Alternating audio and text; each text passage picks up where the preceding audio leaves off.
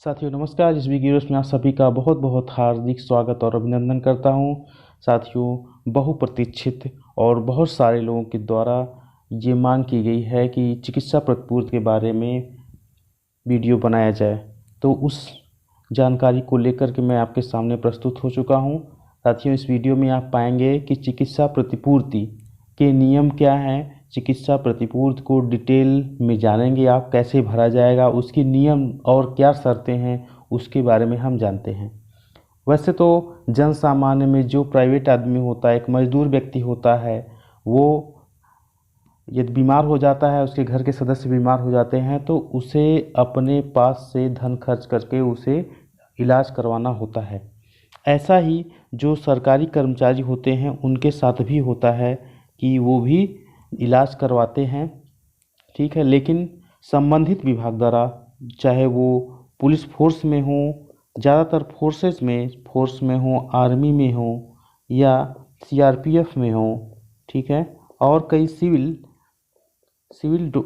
Jobs में भी ये चिकित्सा प्रतिपूर्ति की जो नियमावली है, और इस चिकित्सा प्रतिपूर्ति का यही लक्ष्य रहता है कि जो उनके संबंधित विभाग के कर्मचारी रहते हैं उनके द्वारा यदि उस कर्मचारी की या उसके परिवार की इलाज में जो खर्च हुआ रहता है उसकी पूर्ति की जाती है। प्रतिपूर्ति यानी जो खर्च हुई है उसकी पूर्ति।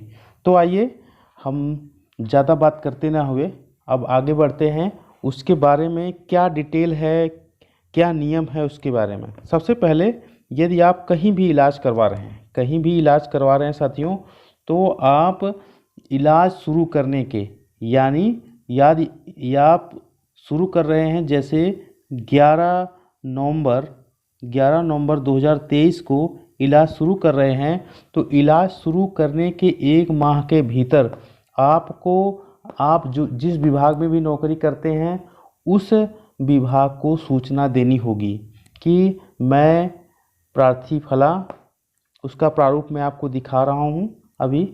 वो प्रारूप हम आइए देखते हैं क्या है। सेवा में श्रीमान, जिस विभाग में अभी आप नौकरी कर रहे हो, जैसे अगर पुलिस विभाग में नौकरी कोई कर रहे हैं तो सेवा में श्रीमान पुलिस आयुक्त, जो विभाग के जिले के जो सबसे वरिष्ठ अधिकारी रहेंगे उनके नाम से पुलिस आयुक्त, ठीक है, पुलिस आयुक्त महोदय, कमिश्नरेट लखनऊ। मैं एक उदाहरण के रूप में आपको बता रहा हूँ। लखनऊ महोदय, सादर अवगत कराना है कि प्रार्थी यदि आप स्वयं का इलाज करा रहे हैं तो स्वयं, पत्नी का करा रहे हैं या माता का करा रहे हैं, या घर के किसी और सदस्य का, पिता पुत्र पुत्री का इलाज करा रहे हैं, तो वो करिए। का इलाज दिनांक, ठीक है, दिनांक जैसा कि मैंने बताया कि आप यदि इलाज जिस दिन से शुरू कर रहे हैं, दिनांक 11 नवंबर 23 से अस्पताल का, अस्पताल का नाम, यहाँ पे हॉस्पिटल का नाम आप लिखिए, हॉस्पिटल में करा रहा है, ठीक है। इसके बाद है आवश्यक कार्रवाई हेतु सादर सूचना प्रेषित है, क्योंकि ये जो प्रार्थना पत्र लिख रहे हैं आप, वो अपने आप विभाग के जो वरिष्ठ हैं उनको आप सूचना दे रहे हैं कि हाँ हम इलाज करवा रहे हैं। फिर इसके आगे है श्रीमान जी अनुरोध है कि आवश्यक कार्रवाई हेतु संबंधित को आदेशित निर्देशित करने कृपा करें, आपकी महान कृपा होगी। आदेशित निर्देशित यानी वो उनकी इच्छा है, वो पदानुसार किसको आदेशित करते हैं, निर्देशित करते हैं, वो उनका काम है, ठीक है। इस तरह से ये आपका सूचना देने का ये प्रारूप है, ठीक। और नीचे आपका है, आप प्रार्थी अपना नाम डालिए। जैसे मैंने नाम लिया है संजय कुमार, हेड कांस्टेबल संजय कुमार, यहाँ पे नाम लिखिए, हेड कांस्टेबल संजय हैं, ठीक है। पीएनओ है इनका, मैं डाल रहा हूँ 11, जो पद है पीएनओ, ये हेड कांस्टेबल हैं, 11-20-50-300, ठीक है। नियुक्ति इनकी जिस थाने में है, जिस कार्यालय में है, ठीक है। और मोबाइल नंबर यहाँ पे लिख देंगे।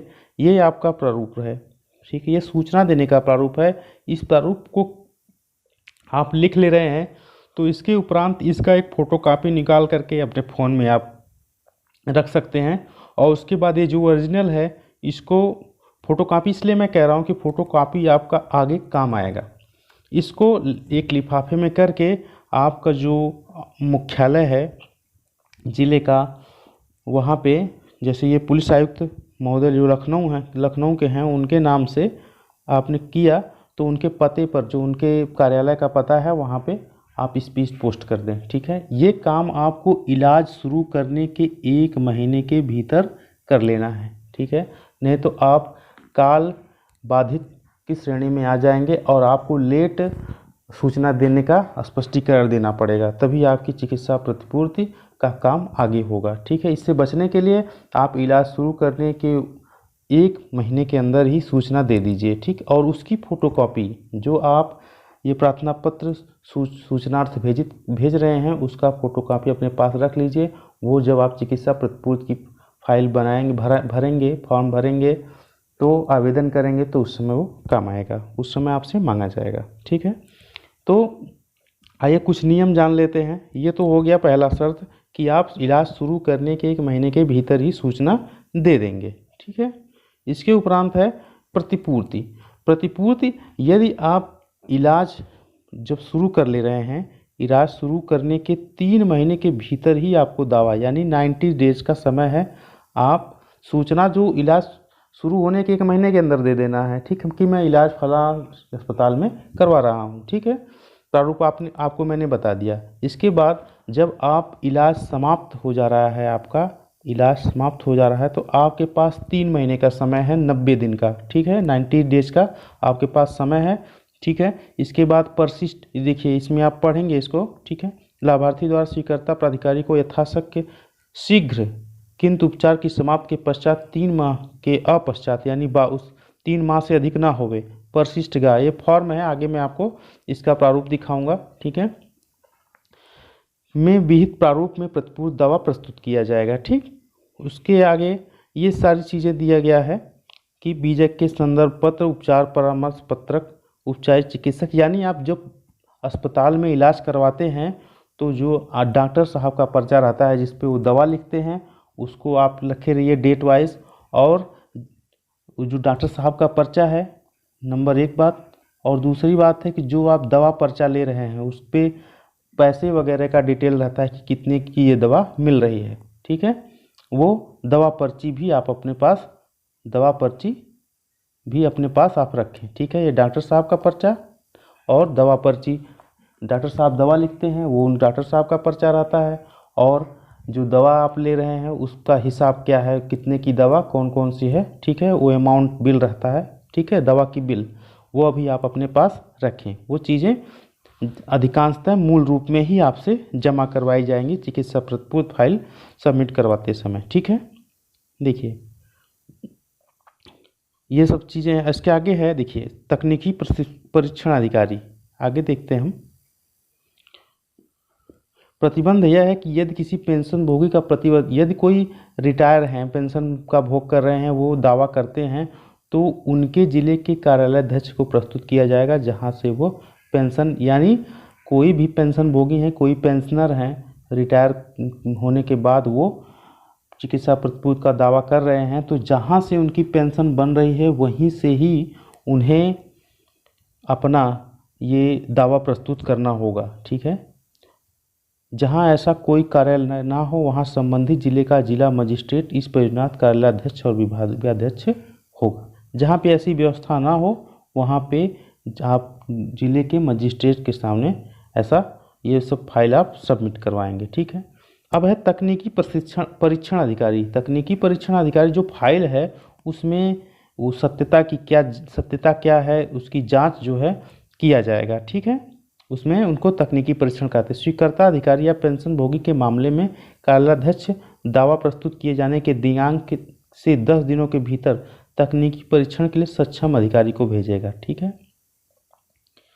संबंधित प्राधिकारी सम्यक तकनीकी परीक्षण करने के बाद वास्तविक प्रतिपूर्ति धनराशि इंगित करते हुए 15 दिनों के भीतर यथास्थिति स्वीकर्ता प्राधिकारी या कार्यालयाध्यक्ष को वापस कर देगी। जब आप अपनी फाइल को अपने विभाग में जमा कर देते हैं तो वह विभाग, जैसे अब जो सीएमओ रहेगा या पुलिस विभाग में देखा जाए तो जो लाइन में रहते हैं चिकित्सक, वो 50,000 से नीचे की फाइल है तो पुलिस लाइन अस्पताल में वहाँ चेक होता है, और 50,000 से अधिक है तो वो सीएमओ जो चीफ मेडिकल अफसर होते हैं जिले के, उनके पास ये फाइल भेजी जाएगी और वो 15 दिनों के भीतर जांच करके पुनः वापस कर देंगे। ये नियम है, ठीक। दूसरा है, जब तक कि कतिपय आपत्तियां ना उठाई गई हो, यानी फाइल में कोई कमी ना हुई हो और संसूचित ना की गई हो, या इंगित ना की गई हो या खोजी ना गई हो, स्वीकृता प्राधिकारी द्वारा तकनीकी परीक्षण रिपोर्ट प्राप्त होने के दिनांक से 1 माह के भीतर प्रतिपूर्ति आदेश जारी किया जाएगा। जो कार्यालय के विभागाध्यक्ष होंगे, अधिकारी होंगे, उन्हें जब डॉक्टर साहब से, जो परीक्षण अधिकारी हैं सीएमओ साहब से, या पुलिस लाइन अस्पताल के जो चिकित्सक महोदय हैं उनसे, मैं उदाहरणार्थ आपको बता रहा हूं, उनके द्वारा फाइल मिल रही है तो 1 माह के भीतर प्रतिपूर्ति आदेश जारी कर दिया जाएगा, ठीक है। आहरण एवं वितरण अधिकारी जो अकाउंटेंट होंगे वो अगले 15 दिनों के भीतर उसका वास्तविक भुगतान सुनिश्चित करेंगे, ठीक है। पेंशन भोगी के मामले में क्या कह रहे हैं, यदि कार्यालयाध्यक्ष स्वीकृता प्राधिकारी ना हो तो वह तकनीकी परीक्षण रिपोर्ट के साथ प्रतिपूर्ति दावे के 7 दिनों के भीतर स्वीकृता प्राधिकारी को अग्रसारित कर देगा, जो भुगतान के लिए उपयुक्त समय सारणी का अनुसरण करेंगे, ठीक। यह रिटायरमेंट किसी पेंशन भोगी का है तो कार्यालयाध्यक्ष जो बने हैं वो अगर प्राधिकारी नहीं है, उनके अधिकार में नहीं है, तो उस तकनीकी परीक्षण रिपोर्ट के साथ प्रतिपूर्ति दावे को 1 हफ्ते के अंदर जो स्वीकृता अधिकारी होंगे उनके पास इसे भेज देंगे, ठीक है। आगे देखते हैं, प्रतिपूर्ति के लिए अनिवार्य दस्तावेज, ये महत्वपूर्ण है, इसमें क्या क्या चीज़ें चाहिए, ठीक है। ये लिखित में देख लेते हैं हम एक बार फिर से। स्वीकृता प्राधिकारी द्वारा प्रतिपूर्ति की अनुमति तभी दी जाएगी जब परिशिष्ट ग में, अभी मैं फॉर्म आपको दिखाने के लिए जो कह रहा हूँ, में दिए गए विहित प्रारूप पर निम्नलिखित दस्तावेजों के साथ दावा प्रस्तुत किया जाए। क है इसमें, उपचारित चिकित्सक द्वारा विधिवत हस्ताक्षरित एवं चिकित्सालय के प्रभारी अधीक्षक चाहे जिस नाम से जाना जाए द्वारा प्रशासित अनिवार्यता प्रमाण पत्र, यानी ये प्रमाण पत्र होता है कि हाँ वो जहाँ से इलाज आप करवाए रहेंगे उस अस्पताल के जो मुख्य चिकित्सक रहेंगे, प्रभारी रहेंगे चिकित्सक, वो ये प्रमाण पत्र देंगे। ये अनिवार्य है, इसलिए अनिवार्यता नाम ही दे दिया गया है, अनिवार्य है, ठीक है। प्रमाण पत्र देंगे कि हाँ हमारे यहाँ इलाज हुआ है, ठीक है, उनका स्टाम्प रहेगा और साइन सब रहेगा। दूसरा है, उपचारित चिकित्सक द्वारा विधिवत सत्यापित सभी बिलों, संदर्भ, प्रिस्क्रिप्शन पर्चों और वाउचरों की मूल प्रतियां, ठीक है।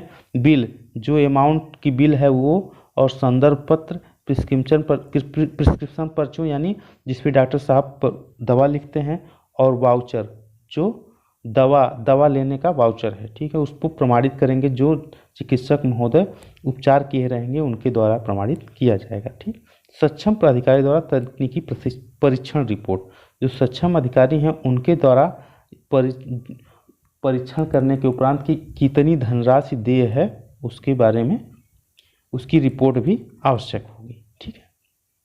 आगे देखते हैं, अगला है घ में, विशेष परिस्थितियों में दावे को सिद्ध करने के लिए कोई अन्य दस्तावेज भी मूल रूप में संलग्न किए जा सकते हैं, यानी इसमें ज़्यादातर मूल रूप में ही दस्तावेज, जो भी पेपर्स रहेंगे वो आप उसकी कॉपी रख सकते हैं, लेकिन उनको आपको मूल रूप में ही जमा करना होगा, ठीक है। अपूर्ण दावों पर विचार नहीं किया जाएगा, क्योंकि ये पैसे का मामला है, इसलिए इसमें अपूर्णता है तो इस पर विचार नहीं किया जाएगा, ठीक। अब है इसमें तकनीकी परीक्षण के लिए सक्षम अधिकारी कि इस तकनीकी परीक्षण यानी जो फाइल है आपकी उसका परीक्षण करने के लिए, उसका एक तरह से इन्वेस्टिगेशन करने के लिए कौन अधिकारी, किसको अधिकार दिया गया है, वो है इसमें डिटेल, ठीक है। इसमें देखते हैं, दावे की धनराशि 50,000 तक उपचारी या संदर्भकर्ता सरकारी चिकित्सालय, आयुर्वेदिक, यूनानी, होम्योपैथ सरकारी चिकित्सालय का प्रभारी, या कहने का मतलब ये है कि जो यदि पुलिस विभाग में है तो पुलिस लाइन का, ठीक है, चिकित्सालय, यदि किसी और डिपार्टमेंट में है तो उनका जो उनके विभाग का चिकित्सालय रहेगा, वहाँ से 50,000 तक की फाइल की जांच होगी कि 50,000 तक की अगर फाइल उसके अंदर की है तो उनके द्वारा जांच की जाएगी। ये जैसे पुलिस विभाग में है तो पुलिस लाइन के चिकित्सक द्वारा, ठीक। 50,000 से अधिक की फाइल के लिए इसमें आप देखेंगे मुख्य चिकित्सा अधीक्षक, मुख्य चिकित्सा अधिकारी जो सीएमओ रहेंगे, चीफ मेडिकल ऑफिसर डिस्ट्रिक्ट के वो अधिकारी रहेंगे, ठीक है। और होम्योपैथी में इलाज है या आयुर्वेदिक यूनानी में इलाज है तो उसी स्तर के वो चीफ मेडिकल ऑफिसर इसको जांचेंगे, ठीक है। निजी चिकित्सालयों में विशिष्ट उपचार हेतु नियम नंबर 13 का में ये दिया गया है कि संस्था के चिकित्सा अधीक्षक, मुख्य चिकित्सा अधीक्षक, जिले के मुख्य चिकित्सा अधिकारी व आचार्य विभागाध्यक्ष से अन्यून श्रेणी के उपचार चिकित्सक द्वारा, ठीक है। इसमें विशेष समिति इसकी जांच करेगी, ठीक है साथियों। आगे देखते हैं, आगे क्या है। ख, सक्षम अधिकारी दावे की विधिमानता, अनिवार्यता और अनिमान्यता का तकनीकी परीक्षण करेगा और प्रतिपूर्ति हेतु अनुमन्य धनराशि शब्दों और अंकों दोनों में संस्तुत करेगा। यानी जब आपकी फाइल वहाँ से तकनीकी परीक्षण हो करके, चाहे सीएमओ हो, चाहे पुलिस लाइन कार्यालय से हो, पुलिस लाइन चिकित्सक महोदय के द्वारा हो, तो वो जो धनराशि उनके द्वारा नियत की जाएगी कि हाँ ये इतनी देय है, उसे शब्दों और अंकों में लिखा जाएगा, ठीक है। अब स्वीकृता प्राधिकारी जो आपके विभाग जिस भी विभाग में आप कार्य कर रहे हैं उस विभाग में जो कौन सा प्राधिकारी कितने रुपए तक जो आपके उपचार हेतु प्रतिपूर्ति दावा स्वीकृत करने के लिए सक्षम होगा उसका विवरण दिया गया है, ठीक है। ये कार्यरत और सेवानिवृत्त सरकारी दोनों लोगों के लिए है, ठीक है। दावे की धनराशि है 2 लाख तक कार्यालयाध्यक्ष, ठीक है। 2 लाख से लेके 5 लाख तक विभागाध्यक्ष, यानी यदि कार्यालयाध्यक्ष का माना जाए तो जिले का जो हेड रहेगा वो, ठीक है। और विभागाध्यक्ष यानी जो पूरे विभाग का अध्यक्ष होगा, ठीक है, चीफ होगा, उसके द्वारा। 5 लाख से 10 लाख के लिए 10 लाख तक रुपए के लिए सरकार में प्रशासकीय विभाग जो प्रशासनिक कलेक्ट्रेट ऑफिस हैं वहाँ से, ठीक। 10 लाख से अधिक के लिए वित्त विभाग के पूर्वानुमोदन और चिकित्सा एवं स्वास्थ्य विभाग की संस्तुति के पश्चात सरकार में प्रशासकीय विभाग, ठीक है। आगे देखते हैं, व्यय का कोषागार शीर्ष, प्रतिपूर्ति की धनराशि उसी शीर्ष से आहरित की जाएगी जिससे सामान्यतः वेतन भत्ते आदि आहरित किए जाते हैं। यानी जहाँ से आपकी सैलरी बन रही है वहीं से ये चिकित्सा प्रतिपूर्ति भी आहरित की जाएगी, आपको दी जाएगी।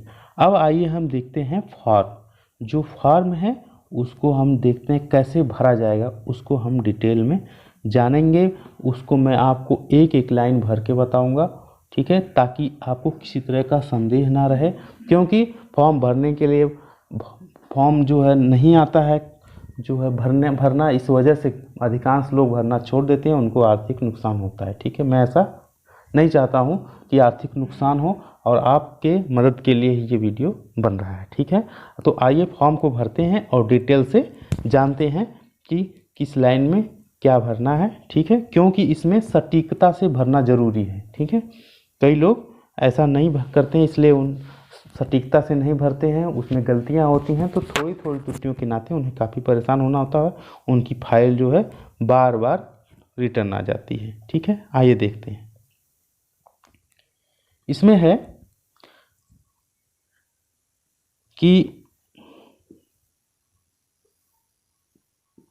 देखिए ये आपका परिशिष्ट गा जो बार बार आ रहा था, ये परिशिष्ट गा है, ये फॉर्म का बिल्कुल ओरिजिनल प्रारूप है। इसको आइए देखते हैं। इसमें देखिए यदि मैं पुलिस विभाग की बात करूं तो पुलिस विभाग में सेवा में पुलिस आयुक्त, पुलिस आयुक्त और कमिश्नरेट लखनऊ कमिश्नरेट हो गया है, ठीक है। अब इसमें ये मैं यानी जो प्रार्थी हैं उनका नाम होगा, जैसे हेड कांस्टेबल संजय उदाहरण के रूप में मैंने ले रहा हूँ, ठीक है। मेरे पारिवारिक सदस्य नाम, अब ये अपनी माताजी का इलाज करवाते हैं, ठीक है। माताजी का नाम जो है गीता है, श्रीमती गीता देवी। ठीक। बीमारी का नाम है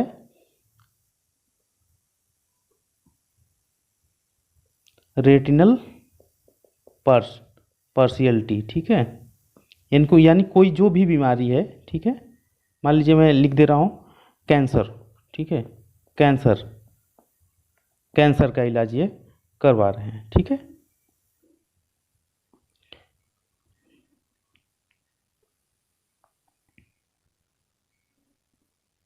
कैंसर का इलाज करवा रहे हैं। ठीक। दिनांक इन्होंने इलाज करवाया है 15/11/23 से। ठीक। 10 दिसंबर 2023 तक इन्होंने इलाज करवाया। अब इसके बाद कहाँ इलाज करवाया, चिकित्सालय का नाम, नाम हम लिख देते हैं। जो भी अस्पताल का नाम रहेगा वो उसको आपको लिखना पड़ेगा। ठीक है, अब जैसे लिख देते हैं मेदांता लखनऊ। ठीक, लखनऊ। आगे है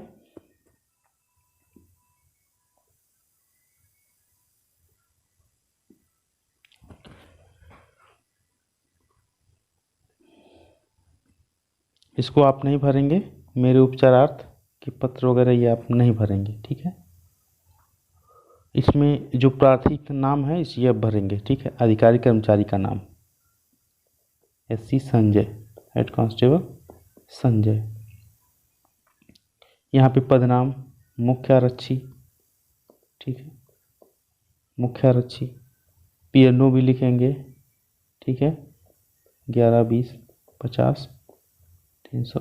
ठीक। तैनाती का स्थान PS आलमबाग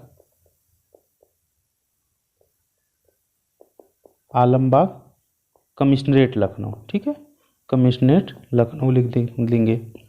दिनांक मान लीजिए इन्होंने भरा है इलाज करवाने के उपरांत 12 दिसंबर 2023 को। ठीक है, ये आपका पहला पन्ना हो गया आपके फॉर्म का। ठीक है, दूसरे पन्ने पे हम चलते हैं। दूसरा इसमें है, ये फॉर्म का बिल्कुल समूह है। इसमें दूसरा फॉर्म है अनिवार्यता प्रमाण पत्र।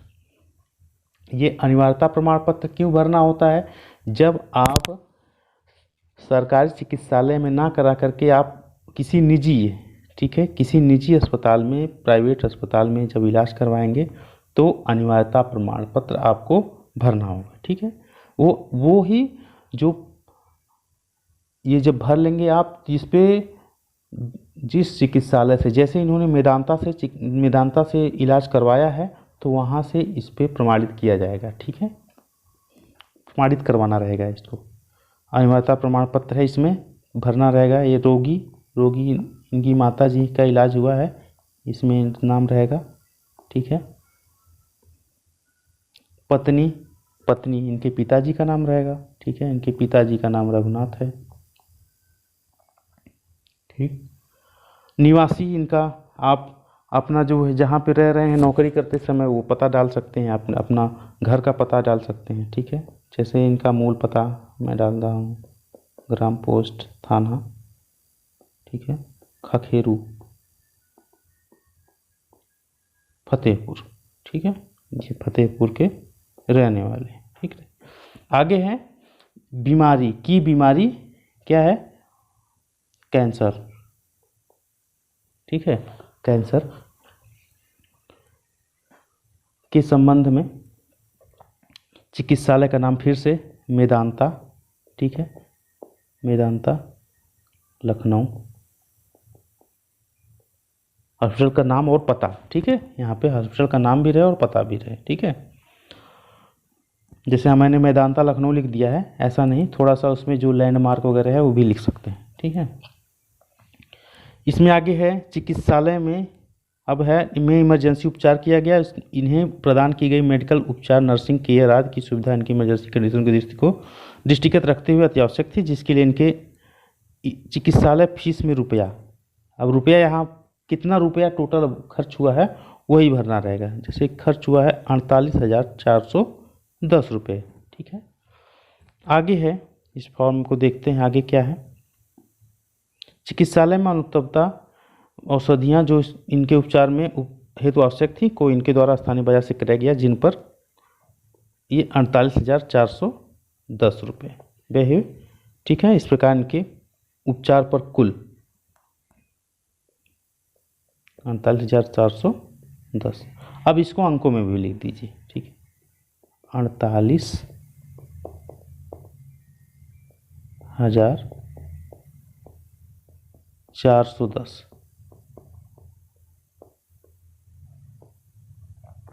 ठीक है, इस पे जहाँ पे आप इलाज करवाए हैं, ठीक है, वहाँ पे चिकित्सक महोदय के द्वारा, प्रभारी चिकित्सक महोदय के द्वारा और उस चिकित्सालय के साइन मोहर स्टाम्प लगेगा। ठीक है, अगला फॉर्म देखते हैं। अगला फॉर्म है सर्टिफिकेट ए। सर्टिफिकेट ए इस स्थिति में भरा जाता है, इस पे देखिए लिखा भी गया है, to be completed in the case of patient who are not admitted to hospital for treatment.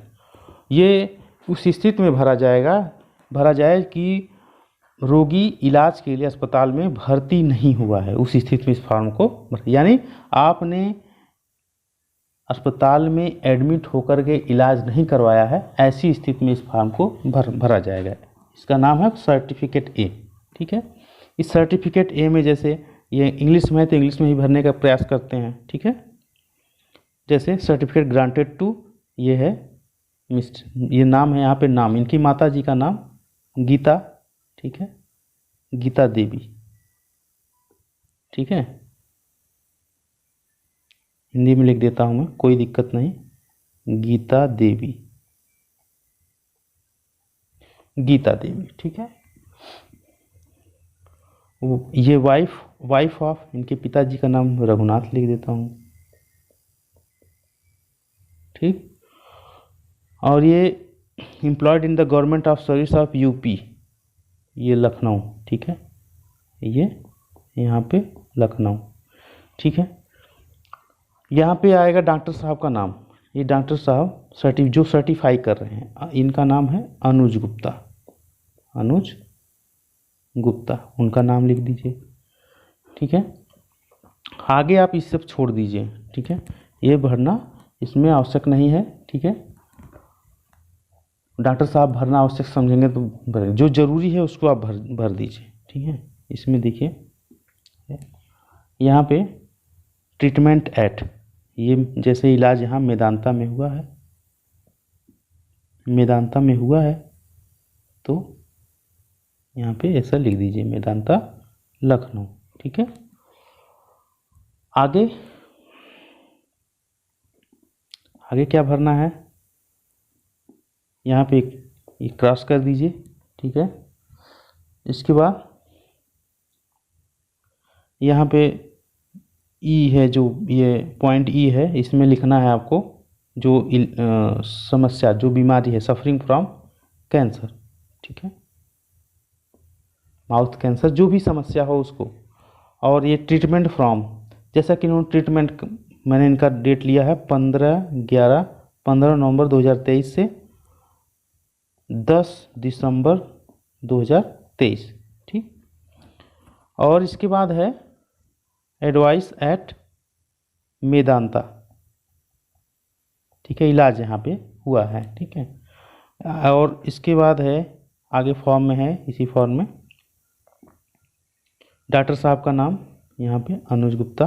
ठीक है, और ये इनके द्वारा सर्टिफाई किया जाएगा, ये डॉक्टर साहब के द्वारा साइन सिग्नेचर देखिए, signature and designation of medical officer, name of the hospital and dispensary to his attached. ठीक है, जहाँ पे आप एडमिट रहे जिस अस्पताल में, जैसे मेदांता है यहाँ पे, तो ये इस अस्पताल के डॉक्टर साहब जिन्होंने इलाज किया, जिन्होंने भर्ती लिया, वो आप इस पर साइन मोहर करेंगे। ठीक है, अब आइए सर्टिफिकेट बी है, सर्टिफिकेट बी भरा जाता है। सर्टिफिकेट बी, अब देखिए वो किस लिए भरा जाता है, वो था बिना भर्ती हुए इलाज कराने पर सर्टिफिकेट ए भरा गया था, लेकिन ये है to be completed in the case of patients who are admitted to hospital for treatment. जो एडमिट होकर के अस्पताल में भर्ती होकर के इलाज करवा रहे हैं, उनके लिए इसको भरना अनिवार्य है।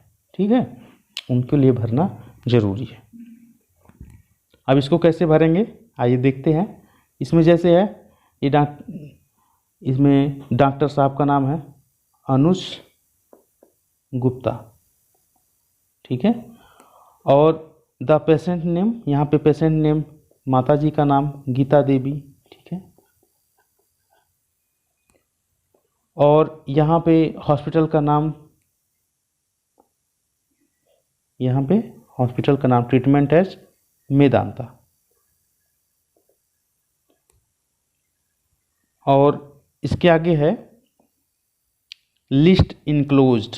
यहाँ पे आप लिस्ट इनक्लोज यानी जो भी है डिटेल वो आपने जो भी पर्चे हैं उसको आपने इसमें ऐड कर दिया है, वो चीज़ें लगे हुए हैं, इसके लिए इसको टिक कर दीजिए इनक्लोज्ड। ठीक है, पैसा कितना खर्च हुआ है 48,410 रुपया। ठीक, इसमें है सफरिंग फ्रॉम कैंसर, जो भी बीमारी है उसको आप यहाँ फिर से लिखेंगे। ठीक, और एक डेट जो इलाज की थी वो फिर से यहाँ पे लिखेंगे 15/11/23 से लेके हमने लिया था 10 दिसंबर 2023 तक।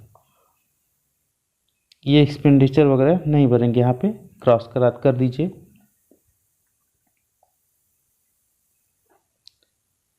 अब यहाँ देखिए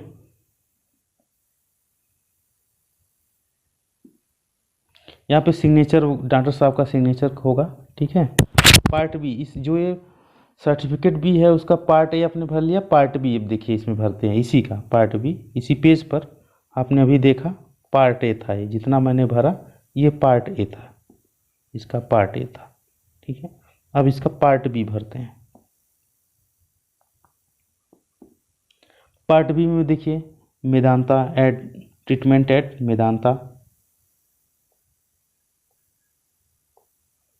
हॉस्पिटल लखनऊ। ठीक है, यहाँ पे नहीं कुछ लिखना है, और ये प्लेस वगैरह जो है वो मेडिकल सुपरिटेंडेंट ऑफ हॉस्पिटल वो लिखेंगे, डेट वगैरह वही लिखेंगे, स्टाम्प अपना लगाएंगे। ठीक ना। अब ये हो गया आपका सर्टिफिकेट भी। अब हमें भरना है नेक्स्ट आपका जो फॉर्म है, इस जो मैं आपको एक फॉर्म का क्रम बता रहा हूँ यही एक्चुअल क्रम है। ठीक है, फॉर्म भरने का इसी क्रम से आप फॉर्म को भरेंगे तो आपके लिए भी सुविधाजनक होगा और आपके संबंधित कार्यालय के लिए भी सुविधाजनक होगा। अब देखिए इसमें कार्यालय, विभाग, कार्यालय का नाम। ठीक है, जैसे पुलिस आयुक्त। ठीक है, पुलिस आयुक्त कमिश्नरेट लखनऊ। ठीक है, अब रोगी का नाम जैसे गीता देवी हमने लिया है, गीता देवी। अधिकारी कर्मचारी से रोगी का संबंध, यानी जो कर्मचारी हैं जो नौकरी कर रहे हैं वो रोगी का संबंध माता जी। ठीक है, ये गीता देवी जो है संजय की माता जी हैं। ठीक है, ये लिख दिया हमने। अब चिकित्सा विवरण तालिका में इनका इलाज कब से कब, वही फिर से डेट इसमें लिखेंगे 15/11/23 से लेकर के 10 दिसंबर 10/12/23 तक इनका इलाज हुआ। ठीक, अब इसमें क्या है, ये जो आपको दिख रही है तालिका दिख रही है, इसमें क्रम संख्या है, ये दिनांक है, ये बाउचर यानी जो भी आपका इलाज कराते समय बाउचर बना है, जो भी इलाज कराते समय खर्चा हुआ है उसका बाउचर बनता है अस्पताल से। ठीक है, पर्चा बनता है कि इतना रुपया इस ट्रीटमेंट का, इस दवा का लगा। ठीक है, तो उसका नाम या संख्या रहेगी। ठीक है, तो उसको आप लिख दीजिए, और बाउचर की धनराशि कितनी है वो इस कॉलम में भरा जाएगा। ठीक, तो जैसे उदाहरण में आपको मैं पूरा फॉर्म को भरना बता रहा हूँ, तो हमने इस पूरे फॉर्म का डिटेल हम भर के ही आपको बताएंगे। देखिए पहला क्रम है, दिनांक इनका शुरुआत देखिए इलाज का हुआ है 15/11/23 से। ठीक है,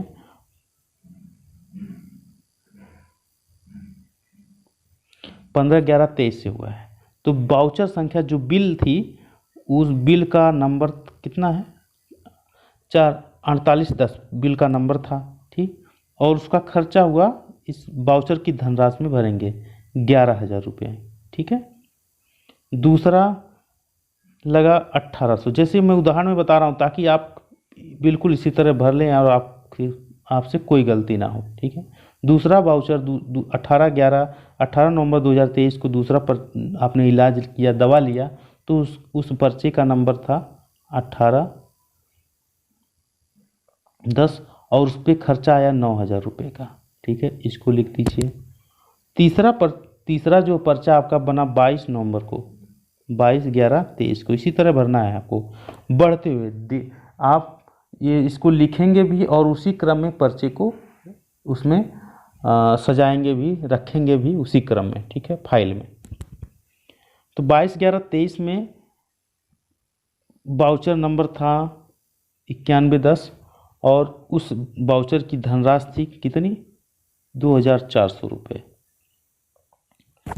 इसके बाद आप गए इलाज करवाने 25/11/23 में। उस वाउचर संख्या था 10/11 और उसकी धनराशि कुल थी 3,010 रुपये। पुनः गए संजय जी 27/11/23 को और वाउचर संख्या उनको मिली वाउचर 1130 और उस पर इनको खर्चा लगा, उस पर अंकित जो था 15,000 रुपये, ठीक है।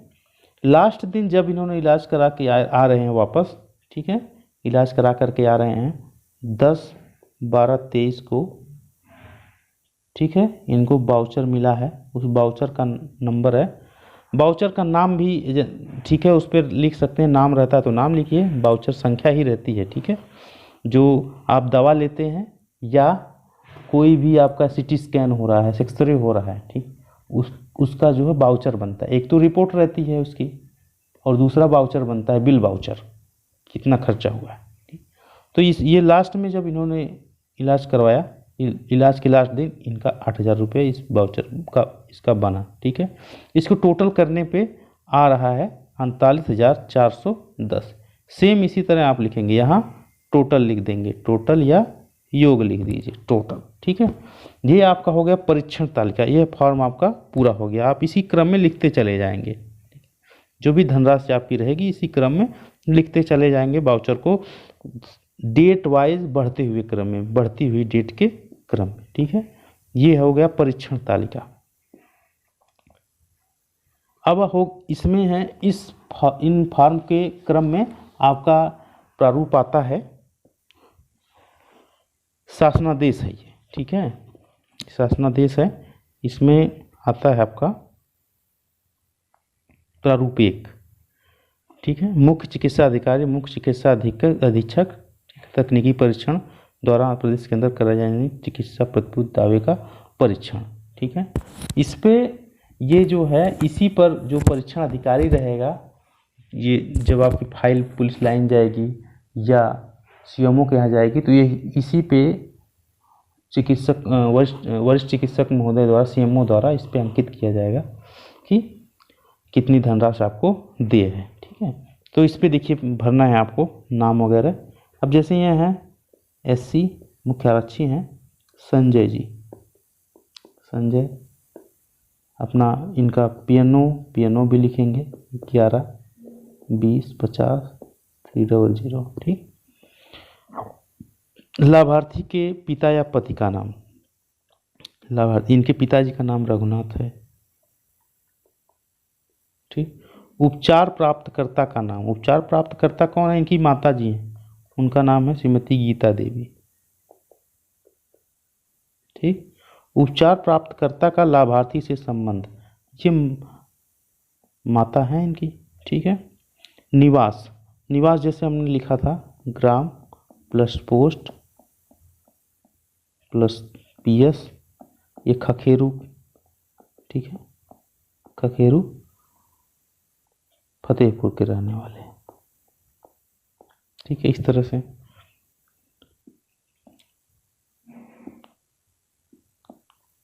आगे देखते हैं क्या लिखना है। चिकित्सा प्रतिष्ठान का संस्थान का जहाँ पे उपचार प्राप्त किया गया है वो कोई भी है, जैसे मेदांता से, चाहे वो प्राइवेट है या सरकारी, ठीक है, मेदांता से किया गया है तो मेदांता, ठीक है, मेदांता लखनऊ, ठीक ना। ये मैं शॉर्ट में लिख रहा हूँ, तो मेदांता जो लैंडमार्क है उसको भी लिखिए, पता लिखिएगा, ठीक है। बीमारी का नाम, यहाँ पे बीमारी का नाम जो भी है, कैंसर। उपचार की अवधि वही जो शुरू से हम लिखते आए हैं, 15/11/23 से, जो भी आप उपचार जब से जब तक करवाए हैं, ठीक है ना। जहाँ भी आ रहा है से तक, ठीक है, फ्रॉम और टू, तो ये वही जब से जब तक आप इलाज करवाएं, 15/11/23 से 10/12/23 तक, ठीक है। चिकित्सा पर कुल व्यय धनराशि जितना व्यय हुआ है 48,410 रुपये, ठीक है। परीक्षण हेतु के उपरांत भुगतान हेतु संस्तुति राशि, तो ये जो है, जो परीक्षण अधिकारी रहेंगे वो इसको लिखेंगे, आपको नहीं लिखना है, ठीक है। ये प्रमाणीकरण है, वो चिकित्सा अधिकारी जो इस चिकित्सा प्रतिपूर्ति फाइल को जांच कर रहे हैं उनके द्वारा ये प्रमाणीकरण है, ठीक है। वो एक तरह से प्रमाणित कर रहे हैं कि हाँ, इस पे जो भी है ये मूल रूप में अभिलेख है, प्रेषित किया जा रहा है, ठीक है। उनका स्टाम्प वगैरह इस पे लिखा जाएगा। तो ये रहा चिकित्सा प्रतिपूर्ति दावा जो है भरने का फॉर्म, ठीक है। ये कोई भी कार्यरत कर्मचारी हैं उनके लिए ये काफ़ी उपयोगी होगा, मुझे पूरी उम्मीद है, ठीक है। और आप किसी तरह की और जानकारी मुझसे चाह रहे हैं तो उसका सुझाव और प्रश्न जरूर रखें कमेंट में, ठीक है। और जिस तरह से प्यार सम्मान मिल रहा है आपसे, उसके लिए आपका बहुत बहुत धन्यवाद, ठीक है साथियों। और मैं फिर से याद दिला देना चाह रहा हूँ कि जब भी आप चिकित्सा प्रतिपूर्ति भरने जाएं तो जब आप इलाज करवा रहे हैं, इलाज के शुरू होते ही आप अपने संबंधित विभाग को सूचना अवश्य दे दें, ठीक है, अवश्य सूचना दे दें। और ये सूचना देने की अवधि 1 महीने तक है, इलाज शुरू होने के 1 महीने तक। तो आप एक प्रार्थना पत्र लिख करके, जैसा कि मैं आपको वीडियो में बता चुका हूँ, प्रार्थना पत्र लिख करके आप अपने विभाग के जो वरिष्ठ हैं आपके ज़िले में उनको जो है प्रेषित कर दें, स्पीड पोस्ट कर दें। और उसको लिफाफे में डालने से पहले उसकी फ़ोटो खींच के एक फ़ोटोकॉपी करके अपने पास रख लें, क्योंकि चिकित्सा प्रतिपूर्ति फाइल जब आप भरेंगे तो आपको वहाँ पे उस फोटोकॉपी की आवश्यकता होगी, ठीक है।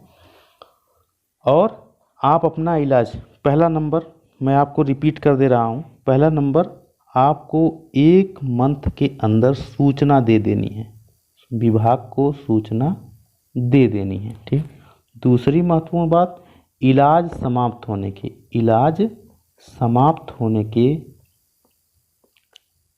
होने के 90 दिन के अंदर ही आपको इलाज का जो प्रतिपूर्ति दावा है, फाइल है, आपको अपने संबंधित ऑफिस में इसको भेज देना है।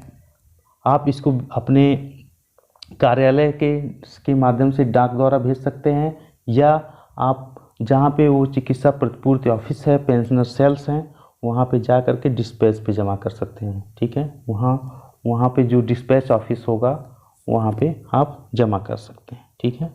और तीसरी बात, जब आप इलाज करवा रहे हैं तो प्रिस्क्रिप्शन, डॉक्टर साहब की प्रिस्क्रिप्शन जो पर्चा है, प्रिस्क्रिप्शन पर्चा, ठीक, और बिल वाउचर है, उसको ज़रूर इकट्ठा करते रहें, ठीक है। क्योंकि वही प्रमाण स्वरूप होता है कि आपने इतना खर्चा किया। आप इतना नहीं कर सकते हैं, आपके मौखिक कहने से या लिख देने से कि हमारे 1 लाख खर्चा हुआ, 1.5 लाख खर्चा हुआ, इससे कोई फर्क नहीं पड़ता है जब तक कि उसका कोई वाउचर वगैरह ना हो, ठीक है। चौथा बिंदु है कि आप अपने फॉर्म को सही और सटीक तरीके से भरें, ठीक है। और यदि आप हमसे और कोई सहायता चाहते हैं इस संबंध में तो आप ज़रूर हमें कॉल कर सकते हैं, ठीक है। और 5वां नंबर मैं आपको बताना चाहता हूँ कि आप स्वयं जो है जागरूक होइए और जानकारी रखिए, किसी के भरोसे ना रहिए। नौकरी कर रहे हैं, पढ़े लिखे हैं तो अपना फॉर्म खुद से भरिए। ठीक है साथियों, इन्हीं शब्दों के साथ मैं विराम देता हूँ। इस वीडियो को अब यहीं तक विराम करता हूँ। मिलते हैं अगले वीडियो में, तब तक के लिए नमस्कार साथियों, जय हिंद।